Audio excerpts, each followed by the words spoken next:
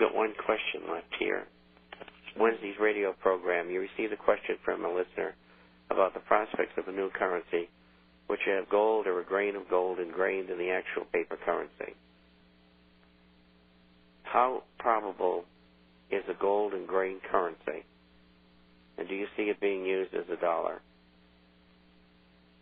Or it being used, being a new U.S. dollar, gold currency, or world currency? It's hard to answer. Practically speaking, I do not see it happening. Might be a good method. I don't know. I haven't looked into it enough. What would it do to the gold price? Make it go up. Because they'd be having to put gold in every dollar. And that'd be quite a feat. And quite a drain on gold. I can't imagine why they'd want to put gold in, because, I mean, isn't that the course we're on is the cashless, removing those dollars from circulation. Yeah, I think you're right.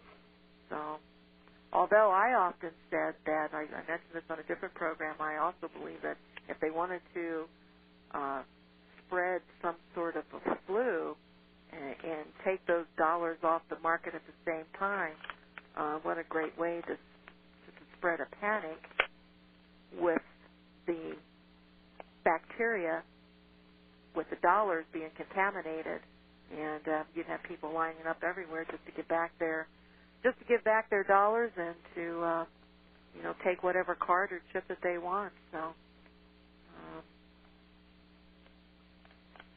here's a question in from Scott from Beantown. Him and his family lives about 10 miles from downtown Boston. They were tipped off by a family friend active in emergency response that a school located very close has been slated as a FEMA emergency evacuation point for the Boston area. The friend attempted to console them in the fact that the signs indicating the evacuation route, whether intentional or unintentional, are ill-defined. This friend is not confident that many would find it. The fact remains, if this facility is ever needed, we could be at ground zero in case of emergency. We have made preparations that would warm the cockles of your heart, Bob. Should they move, their house is paid off. And he's keeping in mind that the Mass Senate passed the pandemic flu bill, which is boatloads of fun, $1,000 fine for not getting vaccinated. Isn't that wonderful? Well, yeah.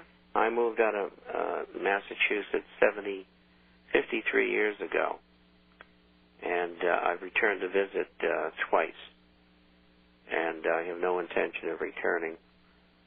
It is one of the most corrupt places I've ever been, not only politically but business-wise, and they're extraordinarily liberal, and they have a number of cities that harbor and take care of illegal aliens, and if people want to live there, that's fine. I'm not going to. That is amazing at that. So, folks, save up your pennies. Make sure you have that $1,000 to pay your fine. Yeah, isn't that awful? It is awful. Absolutely. And I'll guarantee you they probably do a whole lot more than just charge you $1,000. I think I have a leftover question from Friday. Bring it up here real quick.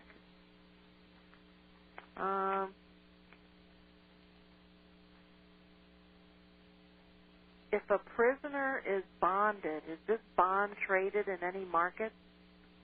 No. It's a bond by an insurer.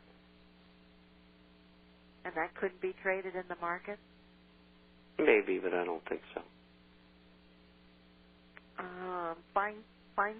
Feingold introduced a bill in April 2009 that gives all U.S. water to the feds. Feingold introduced a 24 co-sponsored legislation to fundamentally change the definition of water under control of the federal government. It will change federal jurisdiction over navigable water to give the federal government control over all water everywhere, municipal reservoirs and on private lands and in private wells. Your comments? Yeah, she should be thrown out of office.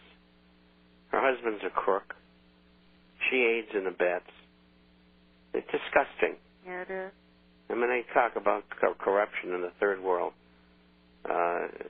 She's a prima facie example of what is wrong with America. She's a disgusting creature. And with that, we're going to call it a day. 1-800. Well, it is. She is. All of them are. You know. All right, I got to run.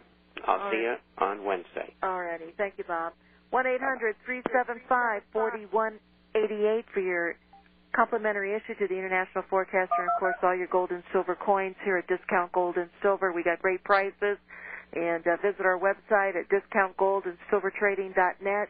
And if you have any questions, email us at discountgoldandsilver@yahoo.com. That is discountgoldandsilver@yahoo.com. Alfred Adask will be joining you tomorrow, so make sure you tune in, and we will be back on Wednesday. So until then, be safe, make it a great day, and God bless.